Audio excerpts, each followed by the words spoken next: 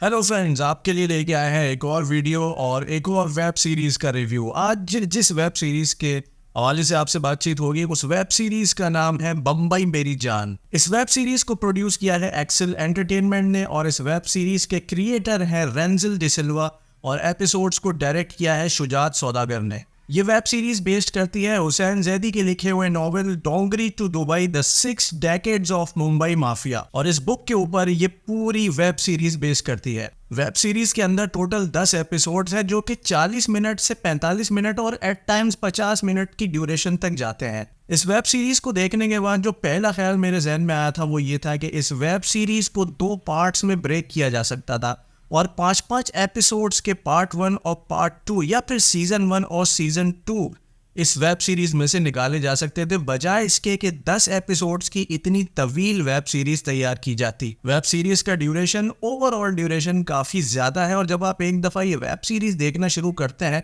तो फिर आपका दिल नहीं करता कि आप बीच में इस वेब सीरीज को बंद करें या फिर ब्रेक लें। वेब सीरीज की कहानी 1964 से शुरू होती है और ये कहानी शुरू होती है इस्माइल कादरी, हाजी और पठान, इन 3 कैरेक्टर्स को लेके इस वेब सीरीज की कहानी शुरू होती है और फिर ग्रेजुअली आहिस्ता आहिस्ता आगे बढ़ती है और फिर मुंबई माफिया और उसके डॉन्स के इर्द गिर्द घूमती हुई ये कहानी आहिस्ता आहिस्ता अपने अंजाम की तरफ बढ़ती है। इस वेब सीरीज के अंदर जो डॉन्स के नाम यूज किए गए हैं वो डेफिनेटली चेंज किए गए हैं due to some legal issues. Web series के अंदर दारा का जो कैरेक्टर है उसके अंदर बहुत ज्यादा रिजेम्बलेंस पाई जाती है दाऊद इब्राहिम को लेके। जिस तरीके से इस कैरेक्टर की डेवलपमेंट हुई है और जो इसकी लेयर्स दिखाई गई हैं और जो हिस्ट्री है उसको अगर आप आपस में कंपेयर करें तो ये कैरेक्टर डेफिनेटली दाऊद इब्राहिम के किरदार के ऊपर बेस करता है। वेब सीरीज की कहानी इस्माइल कादरी की कहानी से शुरू होती है कि किस तरीके से इस्माइल कादरी, जो कि एक इंतहाई ईमानदार और ऑनेस्ट पुलिस ऑफिसर होता है, किस तरह वो सर्कमस्टेंसेस के हाथों मजबूर होता है,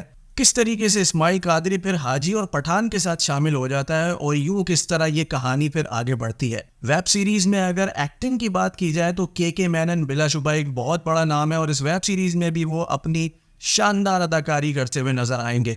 के मैनन के साथ साथ जिस दूसरे एक्टर ने बहुत ज़्यादा इम्प्रेस किया है वो है अविनाश तिवारी, जो कि दारा का किरदार प्ले करते हुए देखेंगे, यानी कि दाऊद इब्राहिम के कैरेक्टर में नजर आएंगे। उन्होंने भी अपनी शानदार अदाकारी से व्यूअर्स को और अपने फैंस को बहुत ज़्यादा इम्प्रेस किया है। वेब सीरीज़ की IMDb रेटिंग की अगर बात करें तो इस वक्त वेब सीरीज़ की IMDb रेटिंग है 7.1, जो कि काफ़ी मुनासिब है।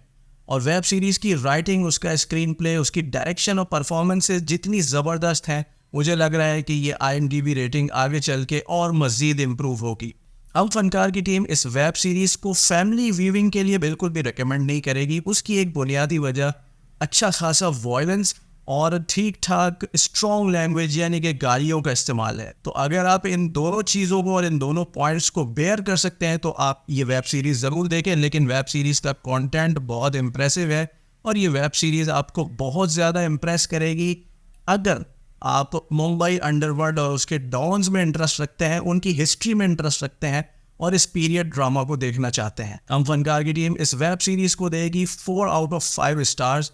उसकी बुनियादी वजह शानदार अदाकारी, बेहतरीन डायरेक्शन और ज़बरदस्त स्क्रीन प्ले है, जो कि आपको आखिर तक इंगेज करके रखता है। हमारे वीडियोस को देखते रहिए, हमारे चैनल को लाइक और सब्सक्राइब करना बिल्कुल नहीं भूलिएगा।